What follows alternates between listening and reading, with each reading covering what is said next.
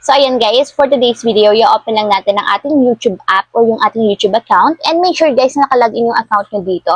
So yung incognito tab guys is makakatulong yan kung gusto nyo maging private yung paggamit ng inyong YouTube. So pag naka-incognito tab bar tayo, hindi mag-a-appear yung mga search list or watch history sa ating YouTube. So ang gagawin nyo lang guys, pagka-open ng ating YouTube, mula dito sa pinakang homepage, itap nyo lang yung you or yung inyong account dito sa baba.